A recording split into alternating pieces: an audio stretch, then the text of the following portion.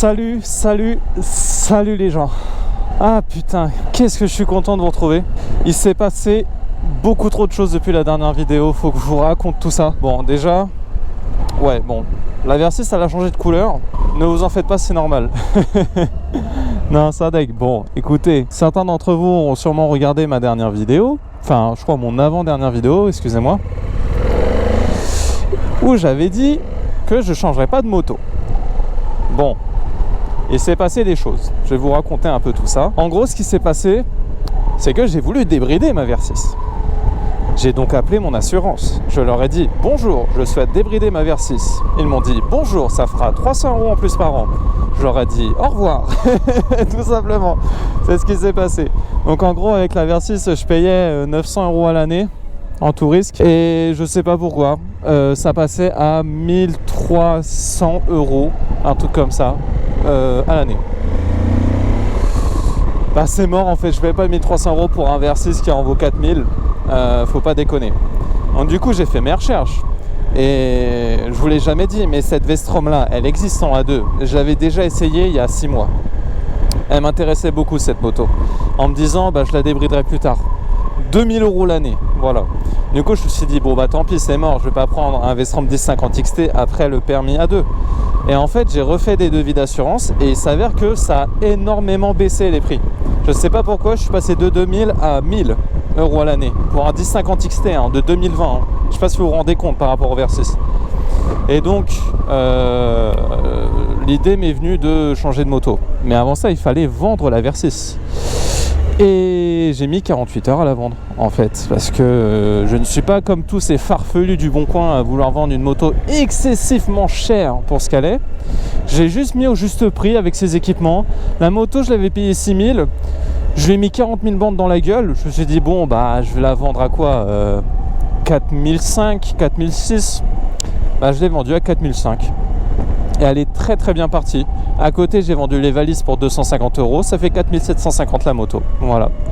Et cette moto là, du coup, c'est un Vestrom 1050 XT de 2020, je vous le présenterai un peu plus, mais finalement m'a pas coûté si cher. En termes d'assurance, je paye limite moins cher qu'avec le Versys, me demandez pas pourquoi, mais bon en gros ça revient à peu près au même. Et au niveau du prix, c'est une moto qui était affichée neuve avec les options qu'elle a à 17 000 €, plus ou moins.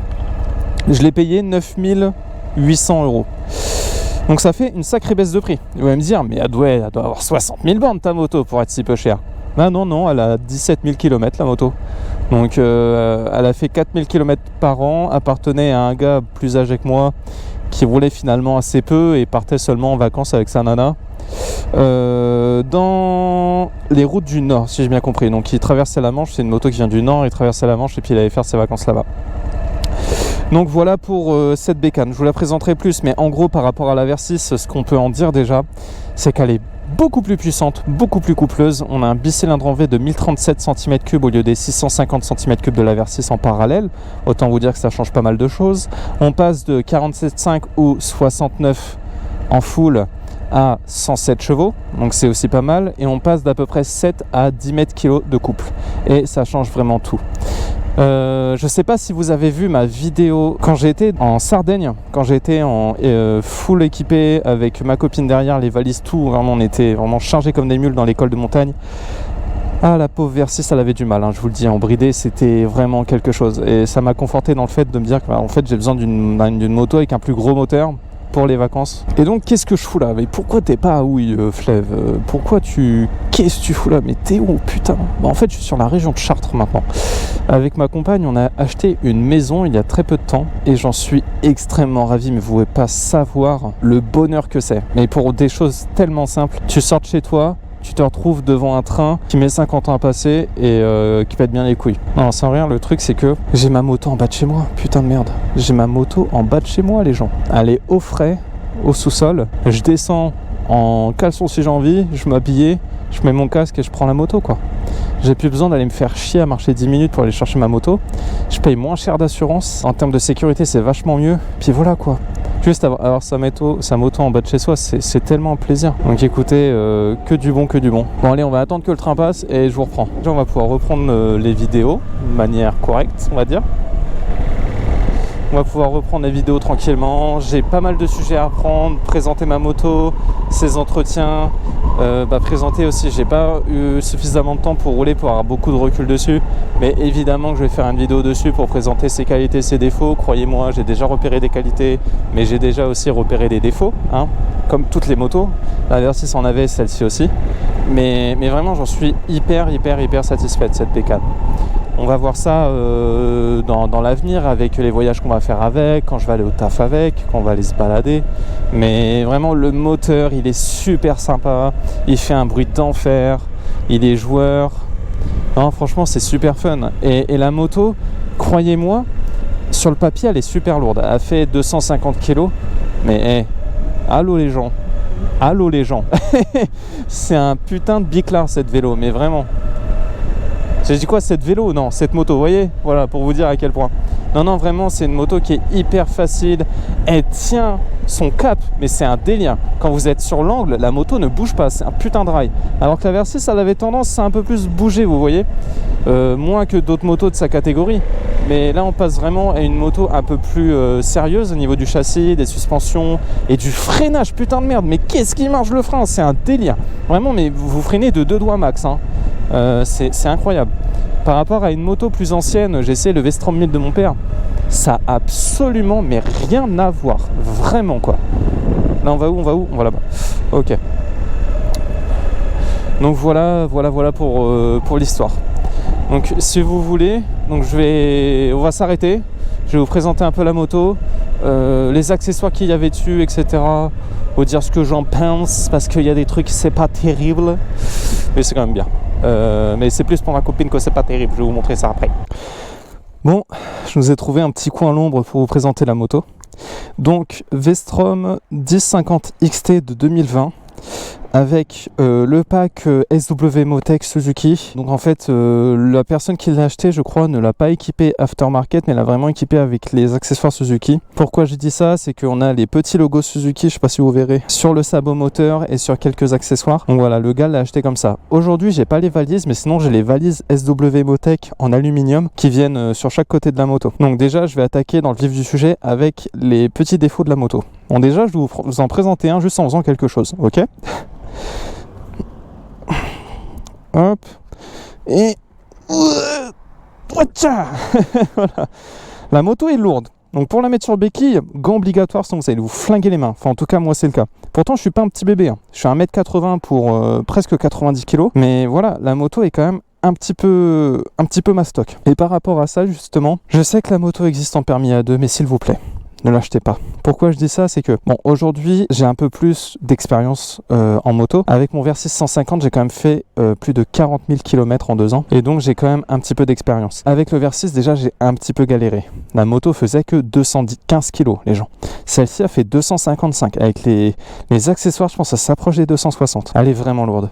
Quand vous la déplacez à l'arrêt, faites super attention. Après, sinon, quand vous l'amenez, quand vous la roulez, c'est une moto qui est finalement hyper maniable, hyper facile. Mais à l'arrêt, c'est quand même quelque chose. Donc en A2, essayez et faites attention à ce point-là.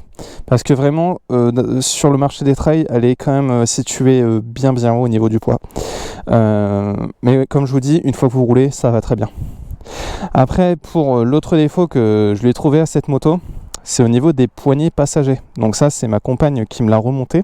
En gros, là, ça va. Quand vous n'avez pas les valises, vous pouvez choper ici, vous voyez, comme ça va. Mais une fois qu'il y a les valises, en fait, vous pouvez plus la choper là, parce que du coup, il y a les valises. Et pour choper ici, vous voyez, mes doigts, ils passent pas, en fait. Donc, sinon, il faut la choper derrière, mais du coup, vous avez les mains derrière les fesses. C'est vraiment pas pratique.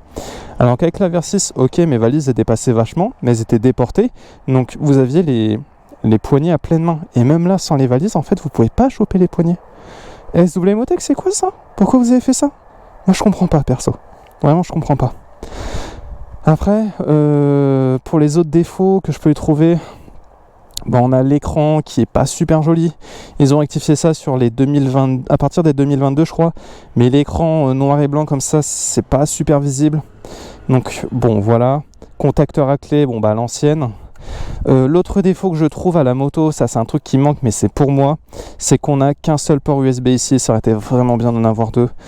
Pour un téléphone et pour une GoPro par exemple, ça pourrait être chouette, surtout qu'on a beaucoup de gens maintenant qui ont des GoPro ici ou des trucs, vous savez, des caméras 360 pour la sécurité. Je sais que j'ai un ami qui a ça. Bah, deux ports USB ça aurait été bien quoi, parce que là en plus c'est soudé, on peut pas le bouger. Après au niveau des autres défauts, tout plastique ça, noir, ça aurait été bien d'avoir un truc un peu plus fini, mais bon après c'est l'aspect tout terrain de la moto qui veut ça je pense.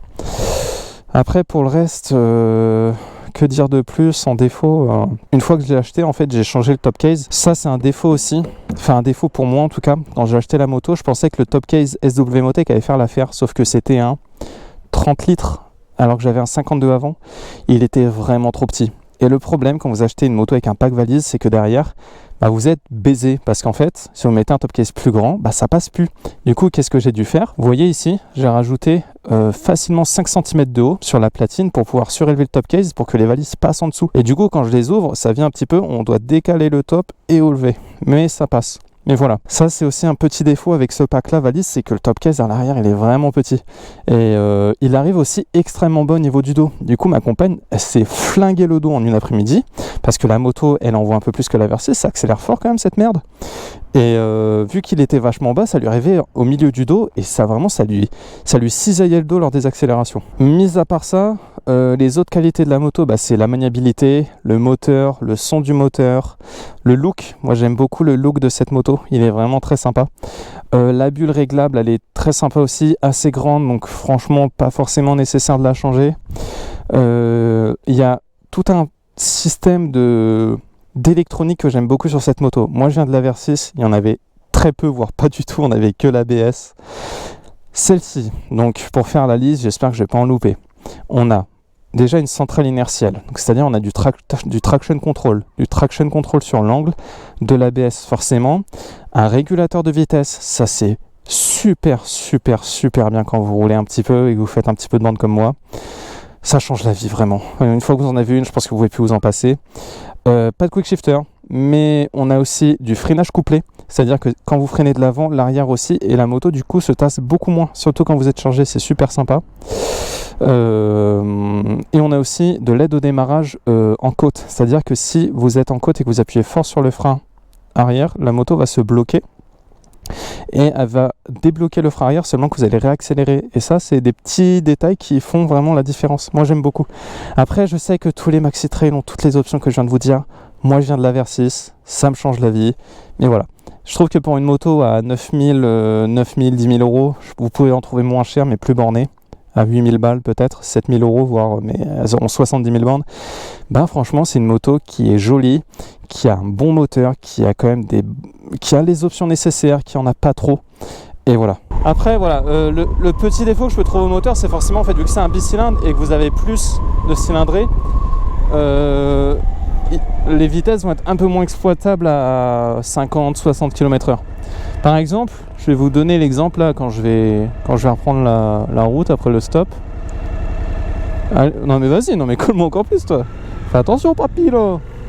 Bon, donc vous voyez là par exemple, je suis en première à 40, ça gueule pas. Et voilà, là le truc c'est que voilà, là je suis en deuxième à 50. C'est vrai que là vous voyez à 30 limite elle broute. À 50 elle commence à être un peu trop, vous voyez. Oh, putain, elle donne des à-coups, vous voyez. En fait, elle est... Si vous voulez rouler cool, la deuxième, elle est un peu énervée à 50. Du coup, vous dites quoi? Bah, je passe une 3. Sauf que là, vous vous retrouvez à moins de 3000 tours minute. Vous êtes à 2006. Le moteur, vous sentez qu'il est un petit peu en bas régime. Du coup, vous êtes un peu le cul entre les deux vitesses à 50. Et c'est pas super sympa, en fait. J'aurais aimé avoir soit une troisième un peu plus courte, soit une 2 un chouille plus longue. Voilà, parce que du coup j'hésite toujours un peu entre les deux, alors que la Versys en quatrième à 50 j'étais juste au-dessus des 3000 et c'était parfait.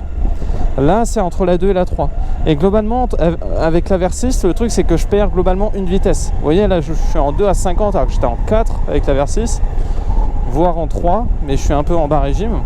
Et quand je vais être à 100 km/h je vais être en 5e et vraiment la 6e c'est vraiment que vous êtes à 110, 120, 130 quoi. Parce que moi avec ma moto, j'essaye quand même de garder des régimes un peu élevés, vous voyez, genre là je préfère être en deuxième à 50 pour que le moteur il tourne un peu plus vite, parce que sinon le sous-régime constant de la moto ça peut être vite mauvais, et du coup voilà, la moto elle donne des à-coups quoi, parce que la poignée c'est du ride by wire, excusez-moi, et du coup elle est assez énervée. Bon allez, là on fait une petite accel et voilà. 70, j'étais même pas poigné dans l'angle hein. Et je vais vous montrer aussi le régulateur de vitesse. Donc le régulateur de vitesse, c'est le petit bouton que vous voyez là. Donc je vais appuyer une fois dessus, hop, vous allez voir ça s'afficher là en vert. Et maintenant, on va se stabiliser à 80 parce que derrière c'est 80. Hop, on se met à 88 et hop, on appuie sur le bas et là, et voilà. Là vous avez une moto qui est en régulateur quoi. Elle tient sa vitesse. Et il faut savoir que la moto va tenir sa vitesse quand elle est en pente et aussi en montée, elle va accélérer toute seule. Et du coup ça change des régulateurs que vous pouvez trouver, des régulateurs mécaniques par exemple, c'est autre chose. Et pour retirer, hop, vous appuyez une fois sur le frein avant, puis là vous pouvez freiner, hop, là vous pouvez réaccélérer, voilà, hop, vous rappuyez sur la flèche du bas et hop, c'est remis. Et il faut savoir aussi que vous pouvez accélérer, relâcher, et il va se remettre à la vitesse initiale. Voilà. J'ai aussi oublié de dire que j'avais les poignées chauffantes d'origine sur la moto, donc ça c'est cool. Et en fait, ce que j'aime bien avec une moto qui est déjà équipée d'origine, c'est que ça évite les micmacs de fil, tout le bordel que vous pouvez retrouver sur une moto. Attendez, je vais fermer mon casque. Ça évite tout le bordel que vous pouvez retrouver sur une moto qui sera équipée mais aftermarket, avec des fils sur la batterie, je sais pas quoi, vous savez pas trop comment c'est monté. Et ce que j'ai fait aussi sur la moto, je crois que c'est le dernier accessoire, après je vous emmerde plus, je suis désolé, c'est les rétroviseurs. Du coup je les ai changés pour des modèles double take, les Tuno qui viennent de sortir en aluminium et en nylon. C'est vraiment des super rétroviseurs. Moi j'ai pris les versions courtes parce que j'avais déjà, comme vous voyez ici, des extensions de béquilles, enfin des extensions de rétro pardon. J'avais déjà des extensions de rétro sur ma moto, donc si je les avais pris en grand ça aurait été vraiment super grand. Et là c'est pile bien, je vois parfaitement bien des deux côtés, je vois quasiment pas mes bras, peut-être sur 1/5, même pas un quart du rétro, donc franchement c'est nickel. Au niveau des options, on retrouve des clignotants LED. Je sais que c'est pas le cas de toutes les Vestrom, mais celle-ci on a. On a les feux additionnels, les crash bars, le sabot moteur. On a des petits caches. Attendez, je vais vous montrer. Des petits caches ici, protection cache là et là en plus. Forcément top case avec les valises, les petits pare-mains mais qui sont d'origine sur la moto. Moi j'ai rajouté des protections ici. Et puis voilà. Après top case, valise, voilà. Et pour les défauts esthétiques de la moto, pour le moment, je compte les corriger. On a sur les joues, vu que c'est une moto qui a fait un petit peu de bord de mer, ici elle est un peu piquée mais c'est de l'alu. Donc ça je vais le démonter, le faire sabler et le faire repeindre, il y en a pour moins de 100 €. Ici on a le carter moteur qui a un petit peu cloqué, mais je vais rajouter des protections de carter donc ça se verra plus. Et comme à l'avant, ici à l'arrière, on a le pot d'échappement qui est un petit peu usé ici. Ça pareil, vous avez les 3 vis, j'ai déjà essayé, ça se démonte facilement, ça se sable, ça se repeint et basta, la moto sera comme neuve. Ah oui, et en option on avait aussi la protection de chaîne qui est ici. Et d'ailleurs je vais peut-être pas en faire une vidéo, donc je vais le faire aujourd'hui. Ça va peut-être intéresser une personne qui va regarder la vidéo, mais si vous avez un Vestrom 1050, faites attention au réglage de chaîne. Je vais vous expliquer pourquoi. Quand j'ai récupéré la moto, elle avait un réglage de chaîne standard, c'est-à-dire 20-30 mm de débattement. J'ai très vite remarqué que c'était trop peu. Pourquoi ? Quand j'étais à l'arrêt et que je descendais ma pente de garage, j'entendais les clac clac clac clac clac clac, et ça venait en fait d'une chaîne trop tendue. J'ai demandé à ma copine de venir. Chérie, est-ce que tu peux regarder quand je suis sur la moto comment la chaîne est tendue? Elle était tendue comme un putain de string. Je vous mens pas, elle était tendue comme un string. Du coup, ce qu'il faut faire, c'est la détendre à 60 mm peut-être. Là, je vais vous montrer la mienne. Vous voyez? Bon, elle vient presque toucher le bras. Mais une fois que la moto est débéquillée, que je suis dessus, elle est juste comme il faut là. 20 mm de débattement, pas plus. Voilà. Et aussi en autre, je suis désolé, c'est hyper décousu, mais en autre qualité, le frein avant il freine putain de fort, c'est un délire par rapport au Versys. Et ce frein hydraulique, enfin non c'est pas un frein pardon, c'est l'embrayage hydraulique, regardez, à un doigt, c'est un plaisir, il n'y a aucun frottement, c'est facile, ça fait des petits clics, la boîte de vitesse elle enclenche hyper bien, c'est un bonheur, mais vraiment en fait en qualité de roulage, j'ai gagné ce que je voulais sur la Versys. Du couple, un très bon freinage, un super embrayage, une boîte de vitesse qui enclenche super bien. Vraiment, c'est dans la continuité de ce que le VR6 m'a apporté et de ce que je cherchais dans la moto. Voilà. Et j'en suis vraiment satisfait. Et puis cette couleur, mama, comment elle est belle, en orange comme ça. Je trouve ça dommage que Suzuki ait arrêté le 1050 XT parce que maintenant on a le SE et le DE. Le SE il perd les jantes à rayons et ça lui va super bien. Merde, pourquoi vous avez fait ça Suzuki? Et la DE, elle garde les jantes à rayons, mais en fait elle prend trop de débattement. Ça fait que la moto elle perd son aspect routier. Et elle est beaucoup trop haute, je l'ai essayé pour même mes 1m80, c'est un peu casse-gueule. Et celle-ci c'était un parfait compromis pour une personne qui cherchait une moto routière, typée un petit peu tout terrain en termes de look et de fonctionnalité. C'était parfait, c'était le bon compromis. En fait aujourd'hui le XT c'est un mélange des deux nouvelles entre le DE et le SE. Elle reprend les jantes du DE, le look du DE, elle garde les débattements du SE. Voilà, donc... Après, je peux comprendre Suzuki, ils ne pouvaient pas garder 3 motos dans le catalogue, les mêmes. Les clients, ils ne sauraient même pas quoi acheter. Fallait un petit peu donner un peu de galon en termes de tout-terrain pour aller affronter l'Africa Twin. Mais il fallait tout de même essayer de tirer les coups vers le bas pour avoir une moto routière pas trop chère avec un bon moteur. Et ce moteur en V, les gens, mais vraiment, c'est une antiquité dans le monde de la moto. C'est un moteur qui vient du TL1000, qui a été fait dans les années 99-98, je crois. Et il est encore là aujourd'hui. Il passe les normes, il est là. Et en plus, il a gagné un petit peu en chevaux. Mais il a perdu un peu en couple. Forcément, avec les normes, on ne peut pas tout avoir. Bon bah voilà, je pense que je vous ai bien présenté la moto. Je vous ferai des updates sur la bécane, sur ce que j'en pense. Et puis on ira se faire quelques vidéos, quelques sorties. Mais voilà, en tout cas, je suis hyper content de vous retrouver. Avec une belle moto dans un cadre très sympathique. Moi je vais pouvoir faire des vidéos beaucoup plus facilement. C'est des gros changements dans ma vie, des changements majeurs que je connaîtrai pas avant un bon moment je pense, et j'en suis extrêmement content. Voilà. Bon ben les gens, sur ce je vais vous laisser pour le moment. Je vais peut-être allumer la caméra, peut-être pas. En tout cas je vous souhaite une très bonne journée à vous. Si vous avez regardé la vidéo, n'hésitez pas à laisser un like, à me laisser des commentaires s'il vous plaît sur des sujets de vidéos que vous aimeriez voir, sur des retours, quoi que ce soit, même passer un coucou, je sais pas, mais moi je suis très content quand je reçois des commentaires sur mes vidéos, ça me ferait très plaisir. Voilà. Bon les gens, je vous laisse là, je vais aller chercher du pain et puis rentrer chez moi. Ma gonzesse ça doit se demander ce que je fous, donc allez, bye les gens, je vous aime, bye.